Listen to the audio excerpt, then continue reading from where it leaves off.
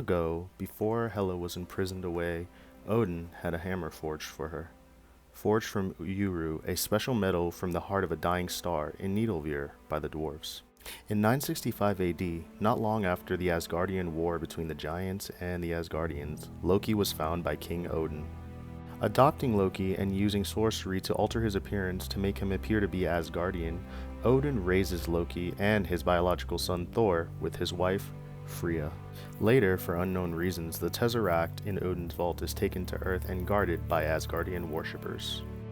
Moving forward in 1693, as the trial of Agatha Harkness comes to a close in the defeat of her coven, Agatha manages to obtain the Darkhold and escape.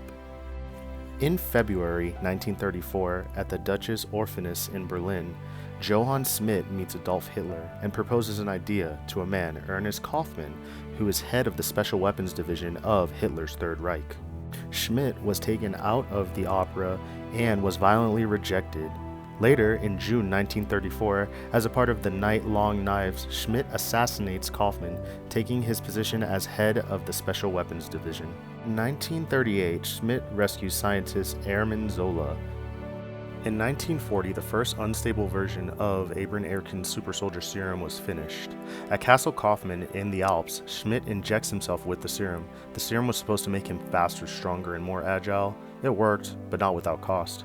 His face was burnt and deformed, making it red, looking like a skull, thus him adopting the nickname the Red Skull.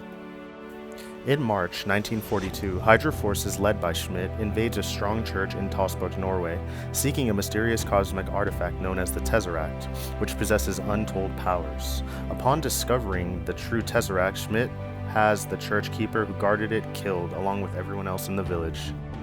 In 1943, we come to a young Steve Rogers, who's upset because he cannot enlist in the army to help fight in World War II. With his pal Bucky Barnes, who always helps him, talks to him and advises him that maybe the military might not be the best fit.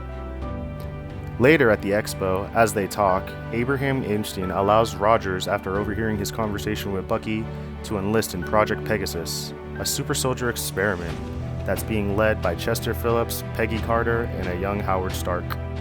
Back in Europe, Schmidt and Airman Zola use one of his machines, successfully harnessing the energy of the Tesseract, intending to use the power to fuel Zola's inventions. Meanwhile, Schmidt, having discovered Eriksson's location, dispatches an assassin to kill him and stop any plans the American might have that would foil his plans with the power of the Tesseract.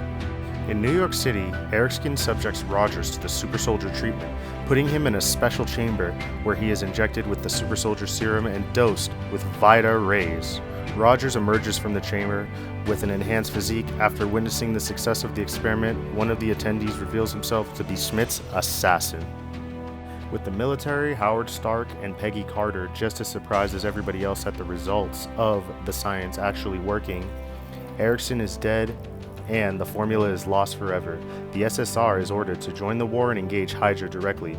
However, Phillips decides to leave Rogers behind and allow the scientists to study him in an attempt to rediscover the formula. Rogers is later approached by a senator that tells Rogers that he wants to help him tour the country and be more engaged with the events happening in World War II, using Rogers as comic book film strips and a famous star. Rogers is happy, but feels his efforts are not just as good if he wasn't involved.